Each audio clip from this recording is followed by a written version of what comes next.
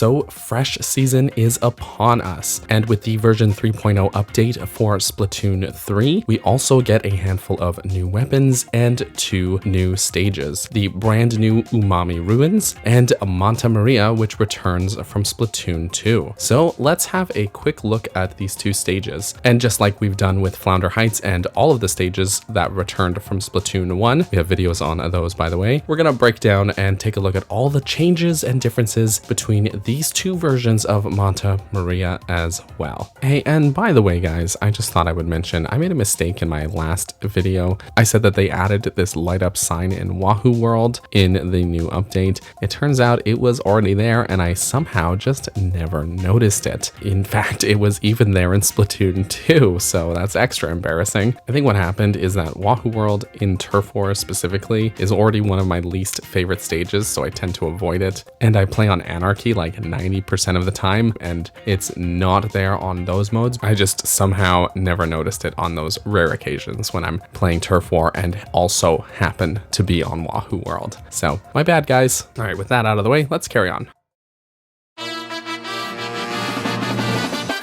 So I'm happy to say that Manta Maria has come out fairly intact. There aren't a lot of changes overall between these 2 versions of the map. And it's kind of good to see because admittedly, I like this stage a lot. I like how many obstacles there are and how many walls you can ink and climb up. I find that kind of freedom of movement really plays into Splatoon's strengths. And especially with Splatoon 3's new movement options, this stage just makes for some really fun matches. But how much has actually changed since Splatoon 2? First off, you'll notice it looking at the map right away. 2 little lifeboats have been added to each side of the map. One of them is actually inkable and does count for points, by the way, so you could toss a sprinkler or bomb up there and get some free points. It's a pretty small area though, so like there's not really much point to it. As was the case in Splatoon 2, spawns are still on either side of the map on this square platform, although in Splatoon 3, a secondary, smaller platform has been added into the corner of the spawning area. There's still multiple routes out of spawn. This right side route seems pretty much unchanged, except there is now a zip line added to cross over this gap in Splatoon 3's version. And following the path, it'll drop us to the edge of mid, just like it did in Splatoon 2. Taking a left out of spawn, we have another alternate route, with this path dropping us into this lower section. And of course, all these walls are inkable and climbable, or you could walk the mesh over and hop over to this section instead. Side by side, these sections are also pretty much the same, and getting out to mid, we can see everything here is pretty much as we remember it. So Manta Maria has really come out intact. The area around spawn is the only thing that's tweaked, and really it's just added another movement option, which is always welcome. Based off the comments on my other Splatoon videos, this seems like exactly the kind of stage that the Splatoon community has been asking for. And hey, you can still make this risky jump across to try to get into enemy territory. And I'm really pleased to say that they didn't reduce the amount of walls that you can ink here. Almost all the walls here are inkable, therefore climbable, just like they were in Splatoon 2. And I love that freedom of movement. The only thing now is that with the new movement options like Squid Surge and Squid Rolls, it's even easier to get up onto the mesh platform in the center of the stage, which I like a lot. So overall, I really couldn't find very many changes aside from that one zip line and the lifeboats. It seems Manta Maria has come out even more intact than any of the other stages that we've looked at so far, and that's great to see. Umami Ruins, on the other hand, is a brand new stage, and I actually really like this stage. I find it a lot of fun.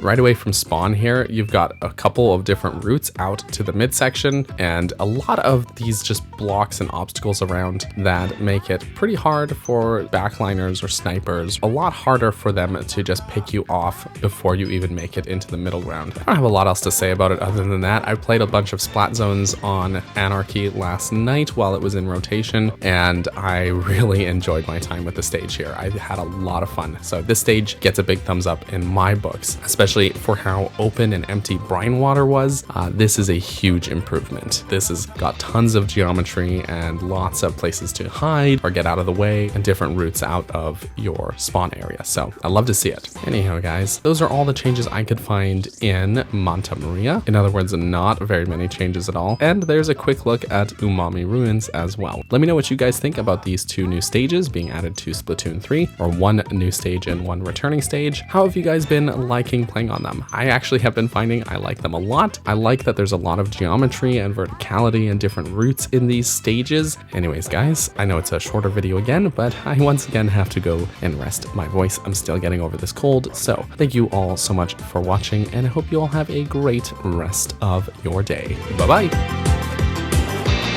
Thank you all so much for watching. Before we end this off, I just wanted to say thank you to the lovely people who supported me on Patreon or here on YouTube as a channel member, including but not limited to Grey Mage, Brenda, Tetra, Callie, Gail, Hylian West, Justin, Clifford Longhead, Midnight Naomi, and Bunny. Thank you all so much for the support and for watching, and I will catch you all next time. Bye-bye!